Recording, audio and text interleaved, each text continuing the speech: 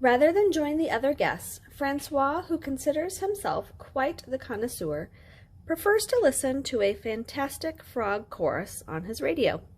Music, he croaks, should be left to the professionals.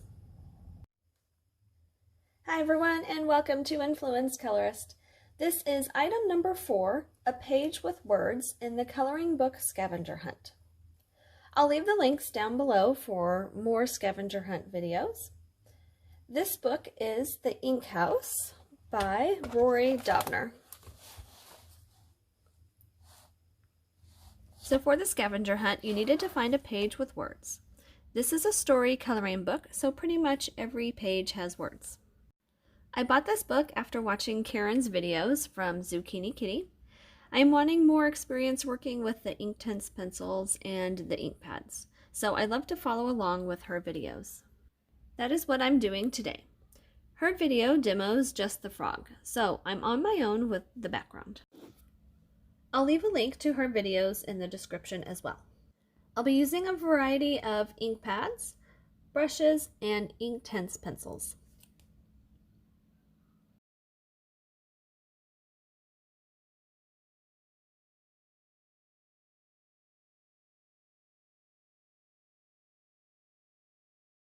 I will speed up my coloring of the frog, so if you want a more detailed tutorial, please go check out Karen's.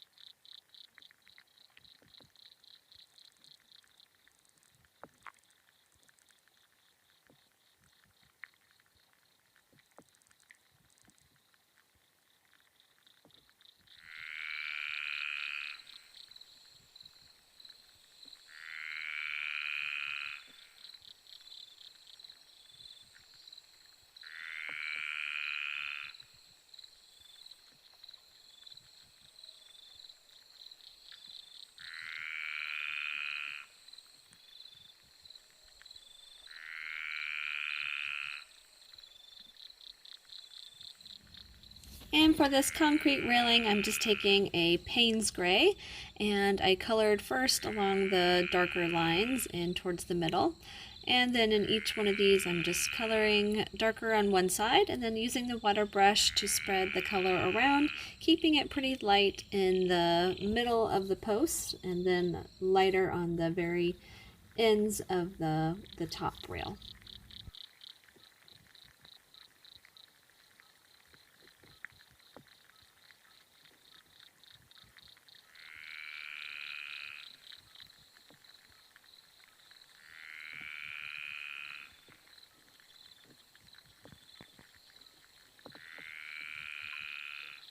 For the background trees and bushes, I'm using a fern green, that is my darkest green, and just going through some of these little darker colored lines here.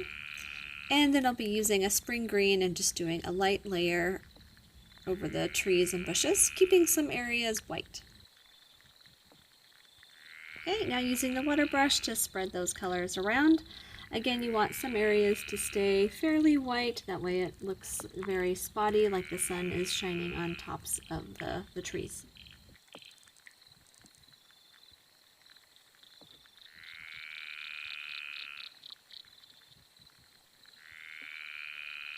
Alright, for the teacup, I used a little bit of the distress ink. It's like a light yellow distress ink.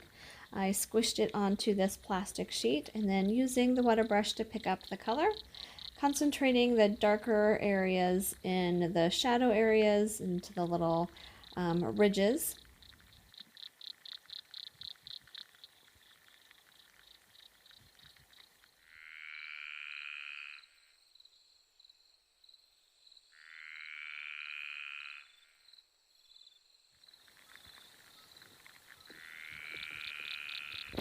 Alright, and then I'm using the Inktense pencil directly on some of these areas I want darker. This is the color Amber.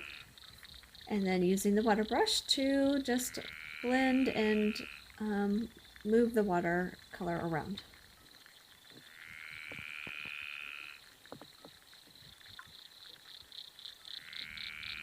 Okay, for the ground I'll be using Close to My Heart ink pad and in the color Hollyhock and a water brush. These larger areas make me nervous because it's hard to control the color to get a nice smooth color throughout. It looks very blotchy.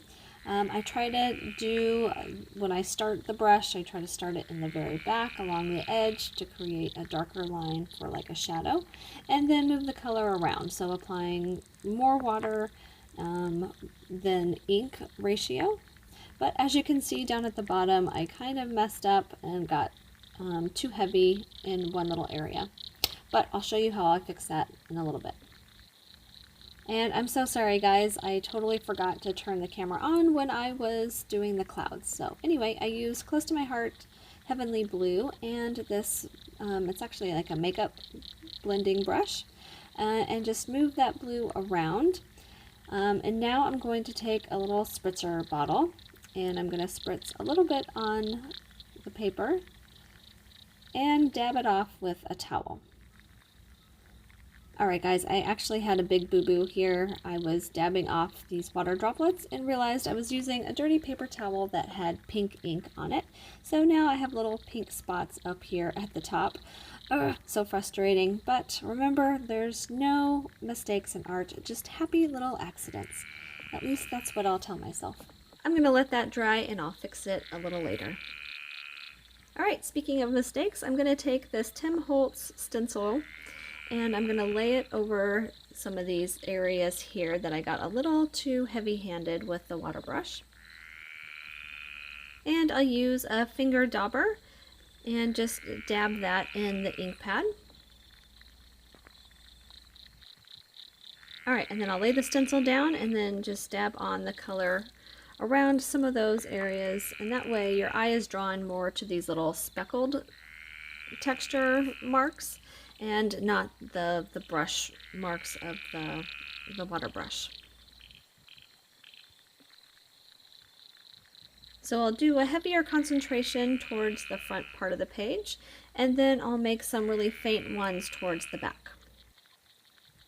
Alright, and then I'll zoom out a little bit just so you can see how it kind of camouflaged it, and now you're seeing more of a speckled, distressed look than just a random brush mark.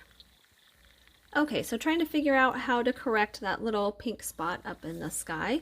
I think I'm going to take some white gouache and some water, and I'm just going to dab a little bit of this white paint into that pink spots.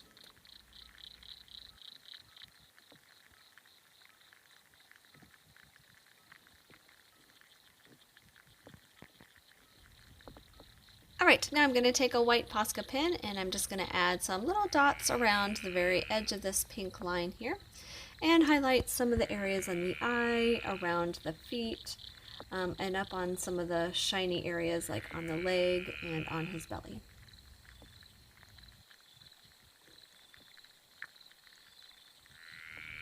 And once my little oopsie dried, I went back over it with the light blue ink again, and I think it made it, disappear a little bit better. So here is the final page. I hope you enjoy, and thanks for watching.